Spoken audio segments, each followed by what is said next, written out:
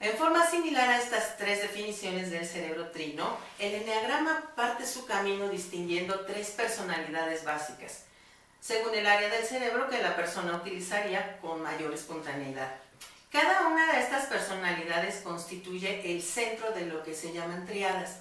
Así distinguimos la tríada del instinto, la tríada del sentimiento y la tríada del pensamiento. El eneagrama es una de las muchas herramientas de crecimiento personal que nos invitan a explorar en nuestro interior.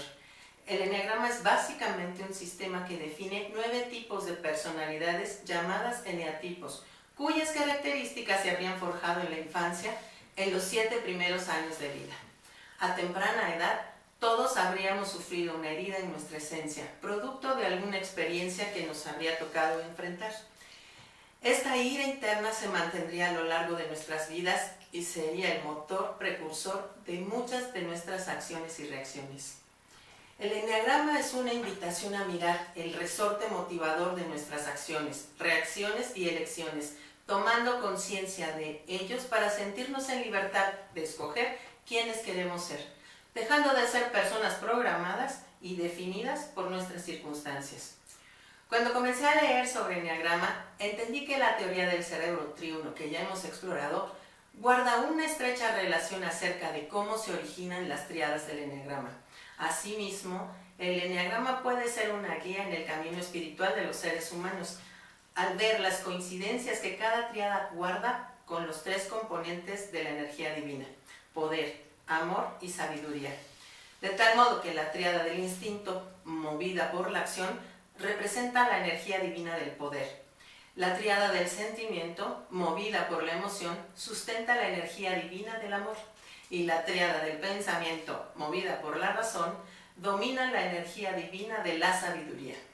De acuerdo con este esquema, podemos concluir que cada eneatipo tiene una misión álmica o del alma que desarrollar en su vida, con el fin último y supremo de completarnos, buscar respuestas trascendentales que le den sentido a la existencia y transitar el camino hacia la persona desarrollada que tenemos el potencial de llegar a ser. Exploremos cada una de estas tríadas con el fin de descubrir con qué personalidad nos identificamos y así descubrir cuál de los 3 cerebros prevalece como motor de nuestras acciones cotidianas. Cerebro reptil o intuitivo. Características en sus facetas sana y no tan sana. El cerebro reptiliano controla las funciones básicas corporales como el ritmo cardíaco y la respiración.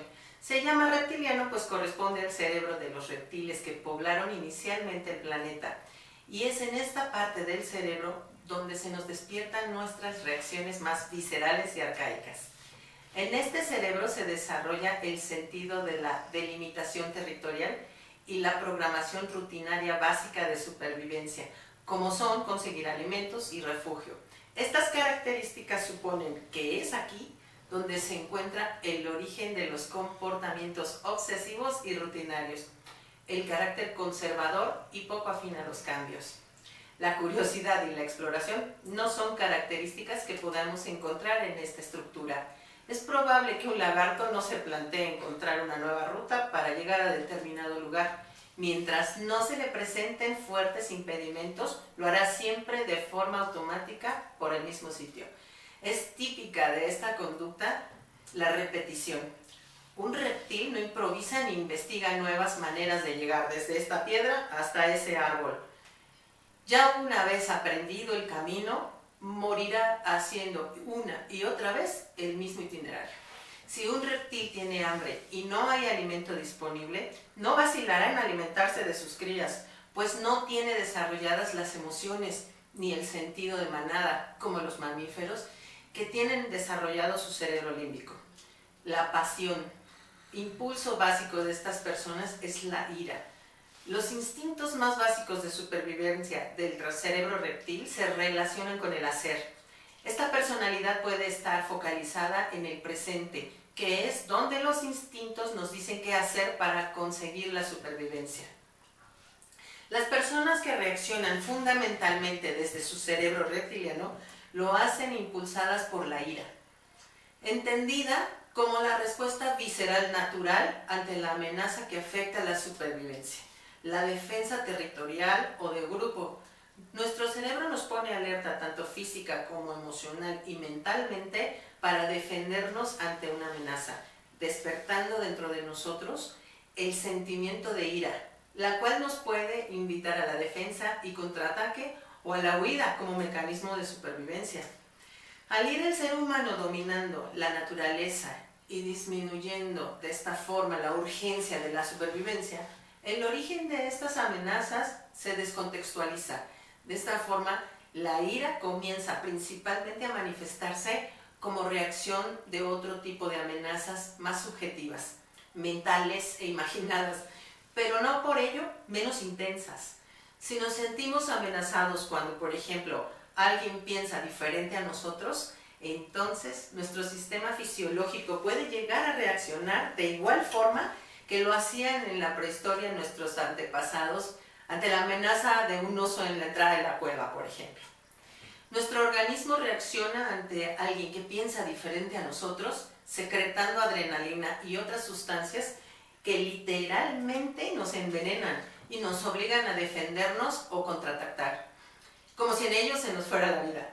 La ira en sí misma no es ni buena ni mala, es simplemente la reacción natural ante una amenaza. Lo que hagamos con esa ira es lo que en realidad consideraremos como deseable o indeseable para el modelo de conducta que hayamos definido como estándar para nosotros. Los reptilianos son personas poco afines al cambio, prefieren el terreno seguro y conocido, poco amantes de la aventura, se acomodan bien a la rutina. La tríada del instinto, a su vez, distingue tres personalidades que se designan con un número y que presenta características particulares en tres direcciones, como veremos a continuación. La pasión básica es la ira. Intentan usar su voluntad para influir en el mundo. Temen ser dominados o explotados. Esta ira puede seguir tres direcciones. Hacia afuera, en el caso del denominado 8, ellos expresan su ira. Hacia adentro, en el caso del 1, ellos reprimen su ira. Hacia adentro y hacia afuera, en el caso del 9, ellos niegan su ira y la expresan mediante la acción evasiva. Y deben identificar tan precisamente como sea posible la personalidad que como resultado del predominio del cerebro reptil poseemos, nos permitirá comprender con mayor precisión cómo hemos estado reaccionando ante las eventualidades de la vida y nos dará la pauta para aprovechar las ventajas y las desventajas que nuestras reacciones ofrecen en la toma de nuestras decisiones. Ahora veamos en detalle cada una de estas personalidades. Personalidad 8. Protector, líder, dominante, asertivo, poderoso, decidido, impositivo y controlador. Es el tipo poderoso y autoritario, seguro de sí mismo, fuerte y capaz de imponerse. Son personas protectoras, decididas, orgullosas y dominantes. Piensan que deben estar al mando y suelen volverse intimidantes y frontales. En su mejor aspecto se controlan, usan su fuerza para mejorar la vida de otras personas. Son magnánimos y hasta grandiosos. Su lema, yo hago y pienso, pero siento poco. Son personas impulsivas que van tras de lo que quieren, sin medir el efecto que produce esto en los demás, sin detenerse a reflexionar si con ello hieren sentimientos o se ganan afectos. Si tienen una idea, simplemente la llevan a cabo.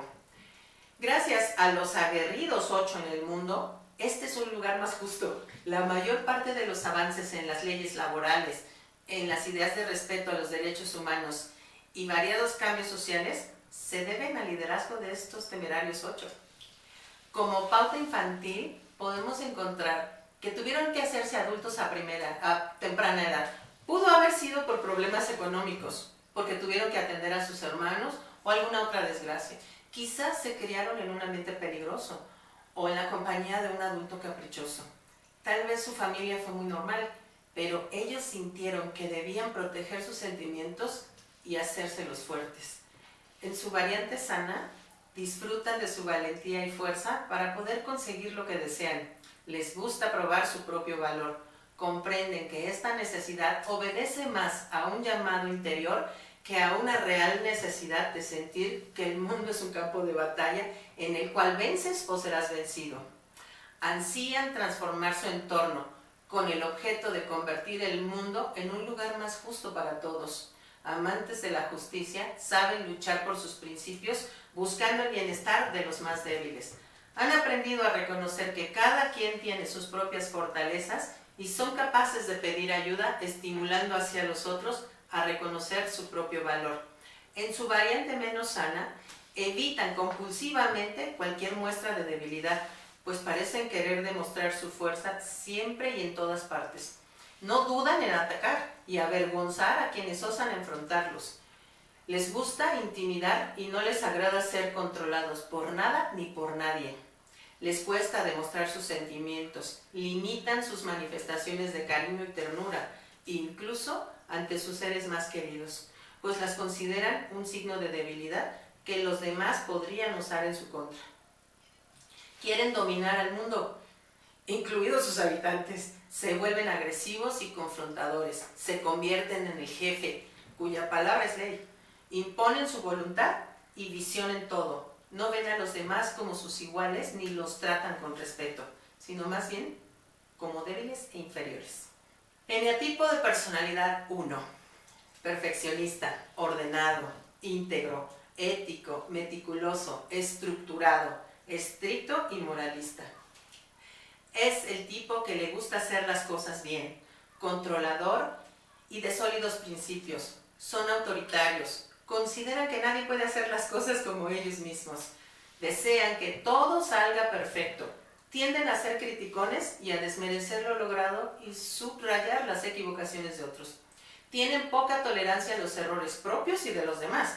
En su mejor aspecto, los uno nos enseñan el valor de la excelencia y nos invitan a dar lo mejor de nosotros mismos. Su lema: yo hago y siento, pero pienso poco. Son personas que dan mucha importancia a la forma en la que hacen las cosas, pues a partir de ellas afirman su imagen propia, es decir, su valor personal o el amor que sienten por sí mismos. Como son personas que piensan poco, no suelen replantearse sus convicciones y suelen ser rígidos y poco tolerantes al cambio, pues ello implica una incertidumbre que no están dispuestos a enfrentar. Las personas de este tipo suelen encarnar los valores que se esperan de los políticos de vocación, de los ejecutivos de empresas muy tradicionales, individuos rectos, con sólidos principios, capaces no solo de seguir sus ideales, sino también de controlar que estos se cumplan. Podemos encontrar eneatipos 1 en todos los ámbitos de la sociedad, pero ya sea una ama de casa, un deportista o un vendedor, la rigurosidad, el perfeccionismo y sobre todo el control con que realizan sus labores los delatará. Como pauta infantil podemos encontrar que en su infancia fueron los típicos niños buenos. No les bastaba con solo ser niños, debían ser mucho más que eso. Desarrollaron la responsabilidad y la seriedad a una edad muy temprana. Comprendieron que sus padres esperaban mucho de ellos y decidieron cumplir sus expectativas a cabalidad. Por diversos motivos experimentaron una desconexión de la figura paterna, por lo cual asumieron que debían ser padres de sí mismos. Aprendieron a autovigilarse y exigirse, llegando a considerar al resto como algo más perezosos, menos responsables, más descuidados y quizá más inmaduros que ellos mismos. En su variante sana, disfrutan de su capacidad de hacer las cosas bien, comprenden que esta necesidad no tiene que ver con la situación en sí, ni con los demás, simplemente obedece a un aspecto de su personalidad, firmemente arraigado desde su infancia. Si se llegan a equivocar, no pierden la perspectiva y, sin desmerecer el esfuerzo por lo conseguido, no permiten que una pequeña nube en el cielo los desaliente. Por el contrario, se sienten estimulados a volver a empezar aún con mayor ímpetu. En su variante menos sana, transforman su virtud en su obsesión. Viven angustiados y estresados, intentando no equivocarse. Apuntan su dedo acusador hacia los demás, a quienes consideran llenos de limitaciones, pocos escrúpulos y desorganizados. Como sienten que los demás jamás harán las cosas tan bien como ellos mismos, les cuesta delegar y tienden a llenarse de obligaciones que luego los harán sentirse irritables, criticones, malhumorados y agobiados, lo cual reforzará su molestia por las supuestas incapacidades de los demás. El eneatipo personalidad 9, conciliador, tranquilo, adaptable, mediador, sereno, paciente, relajado y conformista. Es el tipo tranquilo, conformista, confiado, estable, son bondadosos, se acomodan con facilidad y ofrecen su apoyo. Se postergan por mantener la paz, desean que todo vaya sobre ruedas sin conflicto. Tienden a ser complacientes y a minimizar lo que les inquieta. Tienen problemas de pasividad y tosudez. En su mejor aspecto, los 9 son un remanso de paz, capaces de unir a las personas y solucionar conflictos. Han aprendido a postergar sus preferencias en la vida en pos de las personas que los rodean, como una forma de evitar conflictos. De esta forma, pierden identidad y pueden sobreidentificarse con la personalidad o estilo de las personas importantes en su vida. Su lema: yo hago, pero siento y pienso poco. Centro de la tríada del instinto, las personas que pertenecen a este tipo son personas muy centradas en el hacer, el cual usan como una forma de huir de sus emociones, siendo un hacer más evasivo que productivo o indispensable para un fin específico. Las personas de tipo 9 no quieren sentir ni pensar, prefieren anestesiarse con la rutina, el quehacer diario o con monumentales tareas de un rompecabezas gigante, por ejemplo. Están siempre manteniendo la paciencia, buscando el equilibrio, evadiendo las dificultades y evitando a ultranza ser movidos de su zona de comodidad. Están tan ocupados en ponerse los zapatos del otro para así poder mantener la armonía, que terminan por olvidar quiénes son y cuáles son sus necesidades. De tanto equilibrar posiciones, se quedan estáticas y prefieren no tomar partido por ninguna postura, por temor a entrar en conflictos. Como pauta infantil, en general, muchos 9 tuvieron una infancia feliz, pero esto no siempre fue así. Más bien ellos aprendieron a disociarse de las situaciones o incidentes amenazadores y traumáticos y adoptaron el papel de pacificadores o mediadores en los conflictos familiares. Aprendieron que la mejor manera de mantener la armonía familiar era desapareciendo y no causar problemas ni tener necesidades. Quizá haya habido un periodo posterior a la niñez en que la pobreza, la enfermedad, el divorcio de los padres o algún otro problema vulneraron su despreocupada existencia. También puede darse que tuvieron padres enfrentados y ellos se sentían divididos entre ellos. Otros proceden de familias numerosas en donde era imposible hacer valer sus necesidades, pues causaba trastornos manifestar deseos personales. Otros vienen de familias sencillas y abiertas donde han asimilado actitudes como la calma, la paciencia y la modestia, aprendiendo este modelo de comportamiento. En su variante sana, disfrutan de su capacidad de llevar armonía donde van. Comprenden que esta necesidad no tiene que ver con la situación en sí, ni con los demás, simplemente obedece a un aspecto de su personalidad, firmemente arraigado desde su infancia. Los 9 se sienten interiormente pacíficos e impregnan todo lo que los rodea con esa tranquilidad. Tienen la capacidad de ver la real dimensión de las dificultades. Saben que la mayoría de los problemas carecen de gran importancia. Están disponibles para escuchar a los demás y siempre les aportarán un punto de vista relajante y conciliador. Son árbitros naturales, facilitadores de las reconciliaciones.